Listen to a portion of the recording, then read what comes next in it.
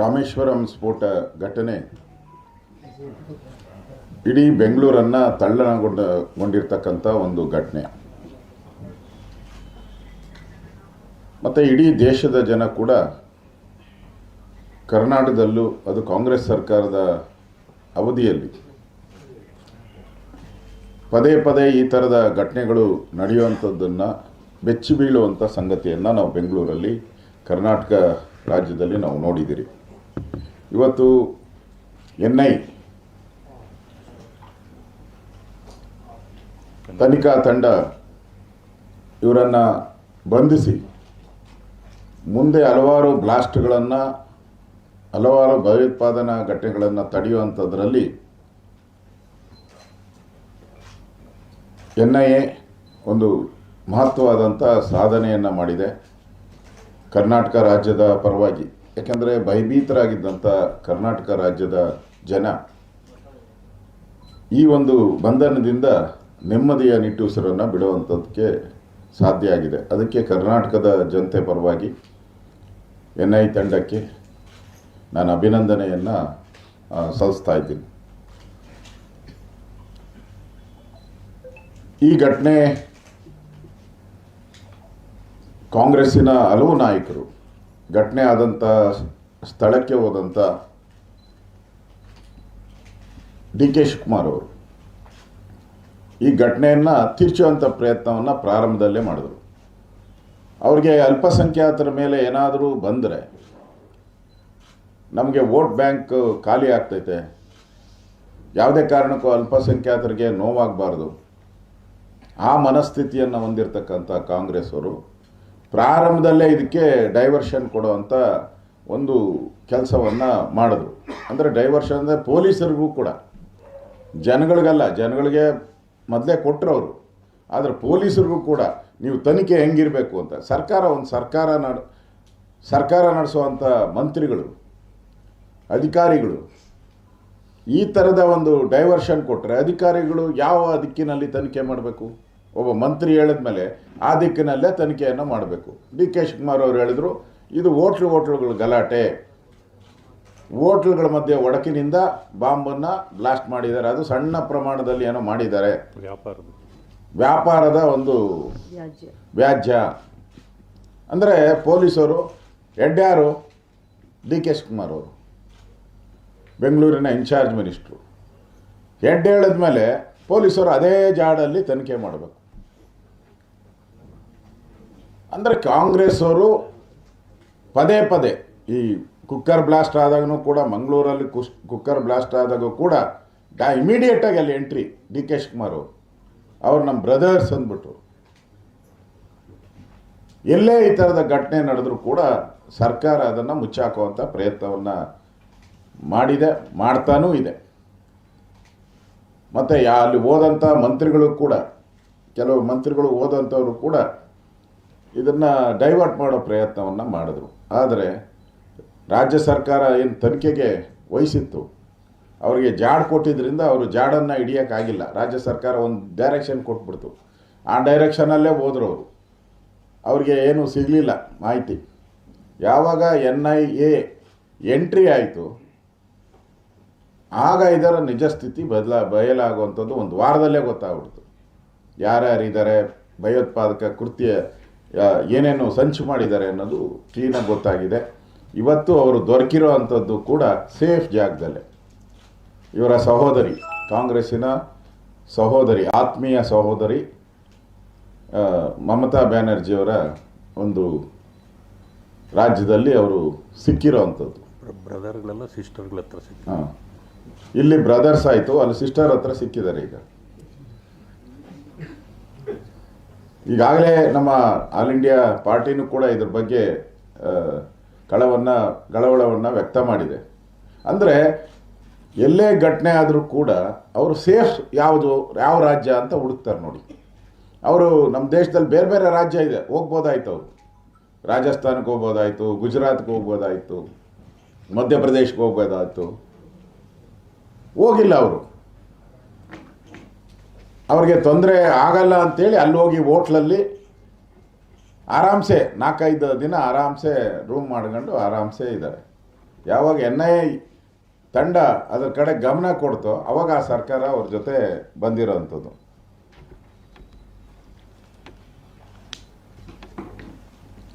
ಆಮೇಲೆ ಕಾಂಗ್ರೆಸ್ ಅವರು ಹೇಗೆ ಇದನ್ನು ಡೈವರ್ಟ್ ಮಾಡೋಕ್ಕೆ ಪ್ರಯತ್ನ ಮಾಡ್ತಾರೆ ಅಂತ ಹೇಳಿದ್ರೆ, ಸಾಯಿ ಪ್ರಸಾದ್ ಅನ್ನೋರು ಅವ್ರನ್ನ ನಮ್ಮ NIA ತಂಡ ತನಿಖೆಗೋಸ್ಕರ ಕರೀತಾರೆ. ಇಮಿಡಿಯೇಟಾಗಿ ದಿನೇಶ್ ಗುಂಡೂರಾವ್ ಅವರು ನೋಡಿ ಬಿ ಜೆ ಅವ್ರನ್ನೂ ತನಿಖೆಗೆ ಕರೆದಿದ್ದಾರೆ ಅಂತೇಳಿ. ಕಾಮನ್ ಸೆನ್ಸ್ ಬೇಕಲ್ರಿ ಎಲ್ಲರಿಗೂ. ಇವಾಗ ಮಂತ್ರಿಗಳಾಗಿ ಕಾಮನ್ ಸೆನ್ಸ್ ಇಲ್ದಿರ ಮಾತಾಡಬಾರ್ದು ಯಾವುದನ್ನು. ಅವನ ತನಿಖೆ ಕರೆದಿರೋದ್ರಿಂದ ಅದಕ್ಕೊಂದು ಕರೆಕ್ಟಾಗಿ ತಿರುವು ಸಿಕ್ಕಿರೋದು. ಸಾಕ್ಷಿ ಇವತ್ತು ಮೇನ್ ಸಾಕ್ಷಿ ಯಾರು ಈ ಭಯೋತ್ಪಾದಕರಿದ್ದರು ಅವರ ಅಂಗಡಿಗೆ, ಆ ಸಿಮ್ ತಗೊಳ್ಳೋವಂಥ ಅಂಗಡಿಗೆ ಹೋಗಿ ಆ ಸಿಮ್ ತಗೊಳ್ಳೋ ವ್ಯವಹಾರ ಮಾಡಿದ್ರಿಂದನೇ ಅವರು ಪಕ್ಕ ಈಗ ಒಂದು ಸಾಕ್ಷಿ. ಯಾಕಂದರೆ ನಾಳೆ ಕೋರ್ಟಲ್ಲಿ ಕೇಸ್ ನಿಲ್ಲುವಂಥದ್ದು ಸಾಕ್ಷಿಯ ಆಧಾರದ ಮೇಲೆ ನಮ್ಮ ದೇಶದ ಕಾನೂನಲ್ಲಿ. ಆ ಪ್ರಬಲವಾದಂಥ ಸಾಕ್ಷಿಯನ್ನು ಕೊಟ್ಟುವಂಥವನು ಇದೇ ಕಾರ್ಯಕರ್ತ ಸಾಯಿ ಪ್ರಸಾದ್ ಅವರು. ಅದನ್ನೇ ದೊಡ್ಡದೇನೋ ಹೇಳ್ತಾರೆ. ಈಗಾಗಲೇ NIA ತಂಡನೂ ಹೇಳಿದೆ, ಅವನು ನಮ್ಮ ಸಾಕ್ಷಿಯಾಗಿ ಮಾಡಿದಿರಿ ಅಂತೇಳಿ. ಕಾಂಗ್ರೆಸ್ ಅವ್ರಿಗೆ ಕಾಮನ್ ಸೆನ್ಸ್ ಇದ್ದಿದ್ರೆ ಇವತ್ತು ಅವನಿಗೆ ಪ್ರಾಣ ಭಯ ಇದೆ, ಸೀಕ್ರೆಟಾಗಿ ಇಡಬೇಕಾಯ್ತು. ಅದನ್ನು ಅವನು ಬಂದು ಸಾಕ್ಷಿ ಹೇಳಬೇಕಲ್ಲ. ಸಾಕ್ಷಿಗೆ ಮುಂಚೆ ಅವನಿಗೇನಾನ ತೊಂದರೆ ಕೊಟ್ಟರೆ ಈ ಭಯೋತ್ಪಾದಕರು ಮಾಡಬಾರ್ದಾಯಿತು. ಕಾಂಗ್ರೆಸ್ ಅವರು ನಿಜವಾಗೂ ದೇಶದ ಬಗ್ಗೆ ಕಾಳಜಿ ಇದ್ದಿದ್ರೆ ಈ ಕೆಲಸವನ್ನು ಮಾಡಬಾರ್ದಾಯಿತು. ಕಾಂಗ್ರೆಸ್ ಅವ್ರಿಗೆ ದೇಶದ ಬಗ್ಗೆ ಕಾಳಜಿನೇ ಇಲ್ಲ. ದೇಶನ ಹೊಡಿಬೇಕು ಅನ್ನೋರು ಇವರೆಲ್ಲ. DK ಸುರೇಶ್ ಅವರು ಹೇಳಿದ್ರಲ್ಲ, ದೇಶನ ಹೊಡೆದಾಕ್ಬಿಡ್ಬೇಕು ನಾವು, ನಮ್ಮ ದುಡ್ಡು ನಮ್ಮ ತೆರಿಗೆ. ಲೂಟಿ ಹೊಡೆಯೋಕ್ಕೆ ಇವರಿಗೆ ಬೇರೆ ಇನ್ನೊಂದು ದೇಶ ಬೇಕು, ಲೂಟಿ ಹೊಡೆಯೋಕ್ಕೆ ಇನ್ನೊಂದು ದೇಶ ಕಟ್ಕೊಬೇಕು ಅಂಥ ಮನಸ್ಥಿತಿ ಇರೋವಂಥವ್ರು ಇವತ್ತು ವೆಸ್ಟ್ ಬೆಂಗಾಲಲ್ಲಿ ಬಂಧನ ಮಾಡಿದ್ದಾರೆ. ಈಗಾಗಲೇ UAP ಕಾಯ್ದೆ ಅಡಿಯಲ್ಲಿ ಬಂಧಿಸುವಂಥ ವ್ಯವಸ್ಥೆನೂ ಕೂಡ ಆಗ್ತಾ ಇದೆ. ಇದೆಲ್ಲವನ್ನ ನೋಡ್ತಾ ಇದ್ರೆ ಕರ್ನಾಟಕದ ಜನ ಒಂದರಿಂದೇ ಒಂದು ಈ ಥರದ ಘಟನೆ. ವಿಧಾನಸೌಧದಲ್ಲಿ ಪಾಕಿಸ್ತಾನ ಜಿಂದಾಬಾದ್ ಅಂದರು. ಅವ್ರನ್ನ ಅರೆಸ್ಟ್ ಮಾಡೋಕ್ಕೆ ಇವರು ಒಂದು ವಾರ ಟೈಮ್ ತಗೊಂಡ್ರು. ಅದು ಸದನದಲ್ಲಿ 2 ದಿನ ಹೋರಾಟ ನಮ್ಮದು. 2 ದಿನ ಹೋರಾಟ ಮಾಡಿದಾಗ ಅವ್ರು ಹೇಳಿದ್ರು ಯಾರು ಅಂದೇ ಇಲ್ಲ. ಎಲ್ಲ ಮಂತ್ರಿಗಳು ಸೇಮ್ ಡೈವರ್ಷನ್. ಇದರಲ್ಲಿ ಹೆಂಗೆ ಕೆಫೆಯಲ್ಲಿ ಮಾಡಿದ್ರು, ರಾಮೇಶ್ವರ ಕೆಫೆಯಲ್ಲಿ ಸೇಮ್ ವಿಧಾನಸಭೆಯಲ್ಲೂ ಕೂಡ ಅದನ್ನೇ ಹೇಳಿದ್ದವರು. ಅವ್ರು ಕೂಗೇ ಇಲ್ಲ, ಅವ್ರು ಹೇಳೇ ಇಲ್ಲ. ಪ್ರಿಯಾಂಕಾ ಖರ್ಗೆ ಅಂತ ಒಂದು ಹೆಜ್ಜೆ ಮುಂದೆ ಹೋಗಿ BJP ಅವ್ರದ್ದು ಕಾಮಾಲೆ ಕಣ್ಣು ಅಂದ್ಬಿಟ್ರು. ಈಗ ಯಾರ್ದ್ರಿ ಕಾಮಾಲೆ ಕಣ್ಣು? FSL ರಿಪೋರ್ಟೇ ತಪ್ಪು. FSL ರಿಪೋರ್ಟೇ BJP ಅವ್ರದೇ ಮಾಡಿಬಿಟ್ರು. FSL ರಿಪೋರ್ಟ್ ಅಂದ್ಬಿಟ್ರು. BJP ಅವರೇ ಒಂದು ಮಾಡಿ ಅದನ್ನೇ ಸೃಷ್ಟಿ ಮಾಡಿ ಮಾಧ್ಯಮದಲ್ಲಿ ಸೋಷಿಯಲ್ ಮೀಡಿಯಾದಲ್ಲಿ ಬಿಟ್ಬಿಟ್ರು, ಮಾಧ್ಯಮದಲ್ಲಿ ಬಿಟ್ಬಿಟ್ರು ಅಂದರು. ಈಗ ಪೊಲೀಸ್ FSL ರಿಪೋರ್ಟಲ್ಲಿ ಬಂತಲ್ಲ, ಅವರೇ ಮಾಡಿದ್ದು ಅಂತ ಈಗೇನು ಹೇಳ್ತೀರಾ ಕಾಂಗ್ರೆಸ್ ಅವರೇ? ರಾಮೇಶ್ವರ ಕೆಫೆ ಮುಚ್ಚಾಕಕ್ಕೆ ಪ್ರಯತ್ನ ಮಾಡಿದ್ರಿ, ಪಾಕಿಸ್ತಾನ ಜಿಂದಾಬಾದ್ ಮುಚ್ಚಾಕಕ್ಕೆ ಪ್ರಯತ್ನ ಮಾಡಿದ್ರಿ, ಮಂಗಳೂರು ಬ್ಲಾಸ್ಟ್ ನಮ್ಮ ಬ್ರದರ್ಸು ಅಂದ್ರಿ. ಈಗ ಸಿಕ್ಕಿರೋರು ಸಿಸ್ಟರ್ ಏರಿಯಾದಲ್ಲಿ ಸಿಕ್ಕಿದ್ದಾರೆ. ಅಂದರೆ ಕಾಂಗ್ರೆಸ್ ಈ ದೇಶದ ಭದ್ರತೆಗೆ ಒಂದು ರೀತಿ ಅಪಾಯ. KJಹಳ್ಳಿ DJಹಳ್ಳಿ ಘಟನೆ ಆಯಿತು, ಅದು ಒಂಥರ ಭಯೋತ್ಪಾದನಾ ಕೃತ್ಯನೇ, ಇಡೀ ಬೆಂಗಳೂರು ನಡುಗೋಯ್ತು. ಅದರಲ್ಲಿ ಮೇಯ್ನ್ ಸಿಕ್ಕಾಕೊಂಡಂಥವ್ರು ಇವತ್ತು ಬೋರ್ಡ್ ಚೇರ್ಮನ್ ಅವರು ಸಂಪತ್ ರಾಜ್ ಅರೆಸ್ಟ್ ಆಗಿ ಜೈಲಿಗೆ ಹೋಗಿ ಬಂದ್ರಲ್ಲ, ಜೈಲಿಗೆ ಹೋಗಿ ಬಂದಾಯ್ತು, ಅರೆಸ್ಟ್ ಆಯ್ತು. ಬೇಲಲ್ಲಿ ಅವರೇ, ಇನ್ನು ಬೇಲಲ್ಲಿರೋರಿಗೆ ಅವಾಗೆ ಬೋರ್ಡ್ ಚೇರ್ಮನ್.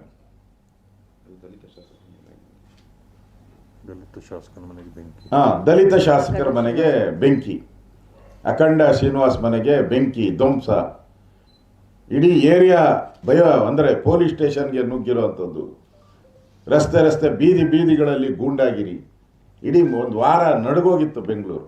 ಅಂಥವ್ರಿಗೆ ಸರ್ಟಿಫಿಕೇಟು ಬೋರ್ಡ್ ಚೇರ್ಮನ್. ಅಂದರೆ ಕಾಂಗ್ರೆಸ್ಸು ಹಿನ್ನೆಲೆನೇ ಇದು. ಇವತ್ತು ಸನ್ಮಾನ್ಯ ನರೇಂದ್ರ ಮೋದಿಯವರನ್ನು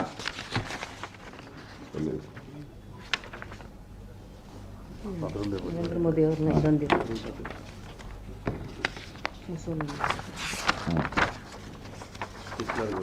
ಹಿಟ್ಲರ್ಗೆ ಹೋಲಿಸಿರುವಂಥದ್ದು, ಆಮೇಲೆ ಮಸೂಲಿಗೆ ಹೋಲಿಸಿರುವಂಥದ್ದು, ಚುನಾವಣಾ ಸಂದರ್ಭದಲ್ಲಿ ವೈಯಕ್ತಿಕ ನಿಂದನೆ ಮಾಡುವಂಥದ್ದು ಅಪರಾಧ. ಅದು ಚುನಾವಣೆ ಸಂದರ್ಭದಲ್ಲಿ ವೈಯಕ್ತಿಕ ಆಪಾದನೆ ಮಾಡುವಂಥದ್ದು ಅಪರಾಧ. ಅದರಲ್ಲೂ ಹಿಟ್ಲರ್ ಅವರ ಹೆಸರೇಳಿ ಸರ್ವಾಧಿಕಾರಿ ಅಂತೇಳಿ ಬಿಂಬಿತ ಮಾಡೋದು ಕೂಡ ಅಪರಾಧ. ಇದ್ರ ಬಗ್ಗೆ ನಾವು ಕೂಡಲೇ ಚುನಾವಣಾ ಆಯೋಗಕ್ಕೂ ಕೂಡ ಕಂಪ್ಲೇಂಟನ್ನು ನಾವು ಕೊಡ್ತೀವಿ. ನಾನು ಹೇಳ್ತೀನಿ, ಕಾಂಗ್ರೆಸ್ ಅವ್ರಿಗೆ ಏನು ನೈತಿಕ ಅಧಿಕಾರ ಇದೆ? ಮೋದಿಯವ್ರನ್ನ ಹಿಟ್ಲರ್ ಅನ್ನೋದಕ್ಕೆ ಏನು ಅಧಿಕಾರ ಇದೆ? ರಿಯಲ್ ಹಿಟ್ಲರ್ ಈ ದೇಶದಲ್ಲಿ ರಿಯಲ್ ಹಿಟ್ಲರ್ ಯಾರಾದರೂ ಇದ್ದರೆ ಅದು ಕಾಂಗ್ರೆಸ್ ಪಾರ್ಟಿ. ಈ ದೇಶಕ್ಕೆ ಎಮರ್ಜೆನ್ಸಿ ತಂದು ಪತ್ರಕರ್ತರನ್ನೆಲ್ಲ ಬಂಧಿಸಿ ಜೈಲಿಗೆ ಹಾಕಿದ್ರಿ, ನ್ಯಾಯಾಧೀಶರುಗಳನ್ನೆಲ್ಲ ಬಂಧಿಸುವಂಥ ಪ್ರಯತ್ನ ಮಾಡಿದ್ರಿ, ವಿರೋಧ ಪಕ್ಷದ ಎಲ್ಲ ನಾಯಕರನ್ನು ಜೈಲಿಗೆ ಅಟ್ಟಿದ್ರಿ. ಶ್ರೀಮತಿ ಇಂದಿರಾ ಗಾಂಧಿ ಅವರು ಯಾವ ಕಾನೂನು ಅಡಿಯಲ್ಲಿ ತಂದರು ಇದೆಲ್ಲವನ್ನು ಕೂಡ? ಹಿಟ್ಲರ್ ಮನಸ್ಥಿತಿಯ ಒಂದು ಕಾಂಗ್ರೆಸ್ ಪಾರ್ಟಿ ದೇಶದ ಮೇಲೆ ತುರ್ತು ಪರಿಸ್ಥಿತಿ ಅಂತದ್ದು ನಿಮ್ಮ ಬಾಯಲ್ಲಿ ಈ ಮಾತು ನರೇಂದ್ರ ಮೋದಿ ಅವ್ರ ಬಗ್ಗೆ. ನರೇಂದ್ರ ಮೋದಿ ವಿಶ್ವ ನಾಯಕ. ಇವತ್ತು ಪ್ರಪಂಚದ ಎಲ್ಲ ಅಧ್ಯಕ್ಷರು, ಪ್ರೈಮ್ ಮಿನಿಸ್ಟರಲ್ಲಿ ಇವತ್ತು ಮೊದಲ ಸಾಲಿಗೆ ನಿಲ್ಲುವಂಥವರು ನರೇಂದ್ರ ಮೋದಿ. ವಿಶ್ವ ಒಪ್ಕೊಂಡಿದೆ ಅವ್ರನ್ನ. ಅಂಥ ನಾಯಕರ ಬಗ್ಗೆ ಹಿಟ್ಲರ್ ಮನಸ್ಥಿತಿ ಇರ್ತಕ್ಕಂಥ ಕಾಂಗ್ರೆಸ್ ಅವರು ಈ ರೀತಿ ಹೇಳಿಕೆ ಕೊಡುವಂಥದ್ದು ನಿಮ್ಗೊಂಥರ ಇನ್ನೂ ಬ್ರಿಟಿಷರ ಮನಸ್ಥಿತಿ ಏನಿದೆ, ದೇಶ ವಿಭಜನೆ ಮಾಡಿದಂಥವರು, ಆ ಮನಸ್ಥಿತಿಯಿಂದ ಕಾಂಗ್ರೆಸ್ಸು ಇನ್ನೂ ಆಚೆ ಬಂದಿಲ್ಲ ಅಂತ ನನಗನ್ಸುತ್ತೆ.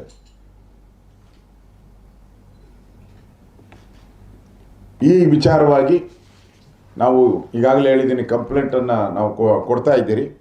ಮತ್ತು ಕಾಂಗ್ರೆಸ್ ಅವರು ಕೂಡ ಒಂದರ ಮೇಲೆ ಈ ಥರದ ಘಟನೆಗಳು ನಡೀತಾ ಇರೋದರಿಂದ ಭಯೋತ್ಪಾದಕ ಕೃತ್ಯಗಳು ನನಗನ್ಸ್ತತೆ ಇವರೆಲ್ಲ ಸೇಫರ್ ಪ್ಲೇಸ್ಗಳು ಅಲ್ಲಲ್ಲೇ ಹುಡುಕ್ತಾರೆ. ಎಲ್ಲಿ ತಮಿಳ್ನಾಡು ಇರ್ಬೋದು, ಸೇಫ್ ಅಂತ ತಮಿಳ್ನಾಡಿಗೆ ಹೋಗ್ತಾರೆ, ವೆಸ್ಟ್ ಬೆಂಗಾಲ್ಗೆ ಹೋಗ್ತಾರೆ, ಕರ್ನಾಟಕಕ್ಕೆ ಬರ್ತಾರೆ. ಯಾಕೆ ಬೇರೆ ರಾಜ್ಯಗಳಿಗೆ ಹೋಗಲ್ಲ? ನರೇಂದ್ರ ಮೋದಿ ಬಂದ ಮೇಲೆ ಈ ದೇಶದಲ್ಲಿ ಭಯೋತ್ಪಾದನಾ ಕೃತ್ಯ ಕಡಿಮೆ ಆಗಿದೆ.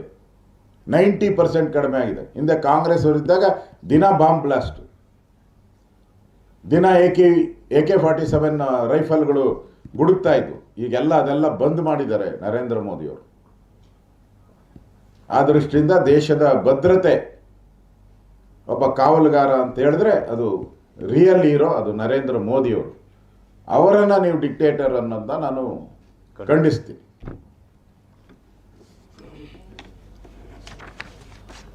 ಇಲ್ಲಿಟ್ಬಿಟ್ಟವ್ರೆ ಅದೆಲ್ಲ ಇಲ್ಲ. ಓಕೆ,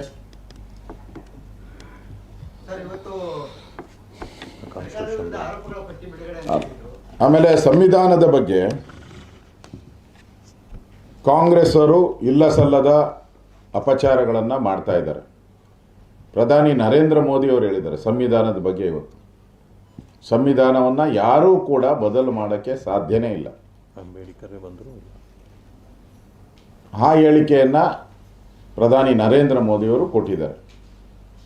400 ಸೀಟ್ ಬಂದರೆ ಬದಲಾವಣೆ ಮಾಡ್ತಾರೆ ಅಂತ ಕಾಂಗ್ರೆಸ್ ಅವರು ಅಪಪ್ರಚಾರಗಳನ್ನು ಮಾಡ್ತಾ ಇದ್ದಾರೆ. ಸಂವಿಧಾನವನ್ನು ಭಗವದ್ಗೀತೆ ಅಂತ ಹೇಳಿದವರು ನರೇಂದ್ರ ಮೋದಿಯವರು. ಸಂವಿಧಾನಕ್ಕೆ ಗೌರವ ಕೊಟ್ಟಂಥವರು BJPಯವರು. ಸಂವಿಧಾನಕ್ಕೆ ಅಗೌರವ ಮಾಡಿ ದೇಶದ ಮೇಲೆ ಎಮರ್ಜೆನ್ಸಿ ತಂದವರು ಕಾಂಗ್ರೆಸ್ ಅವರು. ನನಗನ್ಸ್ತತೆ ಕಾಂಗ್ರೆಸ್ ಅವರು ಅದೇನೋ ದೆವ್ವದ ಬಾಯಲ್ಲಿ ಭಗವದ್ಗೀತೆ ಬಂದಂಗೆ ಬರ್ತಾ ಇದೆ. ದಿನಾನುದಿಂದ ಪುಂಗಿ ಊದ್ದಂಗೆ ಊದ್ತಾನೆ ಇದ್ದಾರೆ. ಅದರಿಂದ ಸಂವಿಧಾನ ನಮ್ಮೆಲ್ಲರ ಆತ್ಮದಲ್ಲಿರೋವಂಥದ್ದು. ಅದು ಸಂವಿಧಾನವನ್ನು ನಾವು ಭಗವದ್ಗೀತೆ ಅದಕ್ಕಿಂತ ದೊಡ್ಡದು ಅಂತ ಪ್ರಧಾನಮಂತ್ರಿಗಳು ಹೇಳಿದ್ದಾರೆ. ಇದು BJPಯ ಸ್ಪಷ್ಟ ನಿಲುವು. ಪರಮಾಣು ಶಸ್ತ್ರಾಸ್ತ್ರಗಳು ದೇಶದ ಭದ್ರತೆಗೆ ತುಂಬಾ ಅಗತ್ಯ. ಇಂಡಿಯಾ ಟೀಮಲ್ಲಿ ಇರ್ತಕ್ಕಂಥ ಒಂದು ಪಾರ್ಟಿಯವರು ನಮಗೆ ಕಾಂಗ್ರೆಸ್ ಅಂದ್ರೆ ಇಂಡಿಯಾ ಟೀಮನ್ನ ಗೆಲ್ಸಿದ್ರೆ ಪರಮಾಣು ಶಸ್ತ್ರಾಸ್ತ್ರಗಳನ್ನ ಸಂಪೂರ್ಣ ನಾಶ ಮಾಡ್ತೀವಿ ಅಂತಾರೆ. ಹೀಗಾದಾಗ ದೇಶದ ಭದ್ರತೆ ಹೇಗೆ ಸಾಧ್ಯ? ಮೋದಿ ಅವರು ಇದನ್ನ ಖಂಡನೆ ಮಾಡಿದ್ದಾರೆ. ಕಾಂಗ್ರೆಸ್ ಅವ್ರಿಗೆ ದೇಶದ ಭಕ್ತಿ ಮುಖ್ಯ ಅಲ್ಲ, ದೇಶದ ಭದ್ರತೆ ಮುಖ್ಯ ಅಲ್ಲ, ಕಾಂಗ್ರೆಸ್ ನಾಯಕರ ಭದ್ರತೆ ಮುಖ್ಯ. ಯಾಕಂದರೆ ಎಲ್ಲ ಜೈಲುಗಳಲ್ಲಿ ಬೇಲ್ಗಳಲ್ಲಿ ಇರೋದ್ರಿಂದ ಅವ್ರ ಭದ್ರತೆಯನ್ನು ನಾವು ನೋಡ್ತಾ ಇದ್ದಾರೆ. ಪರಮಾಣು ಇದೆಯಲ್ಲ, ಅಟಲ್ ಬಿಹಾರಿ ವಾಜಪೇಯಿ ಅವರಿದ್ದಾಗ ಇಡೀ ಪ್ರಪಂಚವನ್ನು ಎದುರಾಕೊಂಡು ಧೈರ್ಯದಿಂದ ಆ ಸ್ಫೋಟವನ್ನು ಮಾಡೋ ಮುಖಾಂತರ ದೇಶದ ಘನತೆ ಗೌರವವನ್ನು ವಿಶ್ವಮಟ್ಟದಲ್ಲಿ ಜಾಸ್ತಿ ಮಾಡಿದ್ದಾರೆ. ನಮ್ಮ ದೇಶಕ್ಕೂ ಒಂದು ಗೌರವ ಬಂದಿದೆ. ಶಕ್ತಿಶಾಲಿ ರಾಷ್ಟ್ರಗಳಲ್ಲಿ ಭಾರತನೂ ಕೂಡ 5ನೇ ಸ್ಥಾನದಲ್ಲಿದೆ, ಶಕ್ತಿಶಾಲಿ ಭಾರತದಲ್ಲಿ. ಕಾಂಗ್ರೆಸ್ ಅವರಿಗೆ ಶಕ್ತಿಶಾಲಿ ಭಾರತ ಬೇಕಿಲ್ಲ, ಅವ್ರಿಗೆ ವೀಕ್ ಇಂಡಿಯಾ ಬೇಕು. ಅವ್ರಿಗೆ ಯಾಕಂದರೆ ಅವ್ರ ಪಾರ್ಟಿನೂ ವೀಕ್ ಆಗ್ಬಿಟ್ಟಿದೆ, ಅದಕ್ಕೆ ವೀಕ್ ಇಂಡಿಯಾ ಬೇಕು, ಅಧಿಕಾರ ಬೇಕಷ್ಟೇ. ಅಷ್ಟು ಬಿಟ್ಟರೆ ಕಾಂಗ್ರೆಸ್ ಪಾರ್ಟಿಗೆ ಸ್ಟ್ರಾಂಗ್ ಇಂಡಿಯಾ ಬೇಕಿಲ್ಲ. ಅದಕ್ಕೋಸ್ಕರ ಈ ಥರ ಹೇಳಿಕೆಯನ್ನು ಕೊಡ್ತಾ ಇದ್ದಾರೆ. ಸರ್